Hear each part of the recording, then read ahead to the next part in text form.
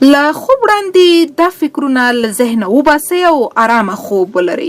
کله چې د شپې ویده کیږئ نو لومړی خپل منفي فکرونه له ځان نه لرې کړئ، ځکه کله چې ذهن کې مو هر ډول فکرونه وي هیڅکله تاسې نه پرېږدي چې ارامه ویده شئ.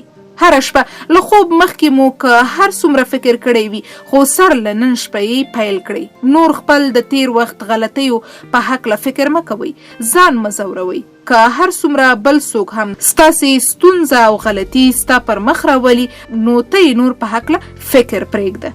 کومه اړیکه چې مو له منځه تللې په هکله فکر مه کوئ.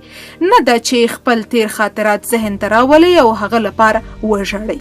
خپل ځان د بل هیڅ چا سره مه پرتله کوئ. د هر چا ژوند توپیر لري. که کوم کار چې ته ترسره کوي هغه کې تر ټولو ښه ځکه هر څوک خپلې ځانګړتیاوې لري. د راتلونکي په هکله او د هغه د اسټرس په هکله فکر مه کوئ. تل په اوس مهال کې ژوند وکړئ. تر ډیره پورې ویښ مه پاتې کیږئ تر څو د هر څه په هکله فکر وکړئ چې ولې او څه لپاره داسې وشول. که داسې وکړئ نو سهار به ګډوډ او د سردردۍ سره له خوبه راپاڅیږئ. که چیرې هر څه هم وشي یا هر څوک هم درنه لاړ شي د یوازیتوب احساس مه کوئ. په دې ډاډه واوسئ چې په یوازې سره هر څه کولی شئ.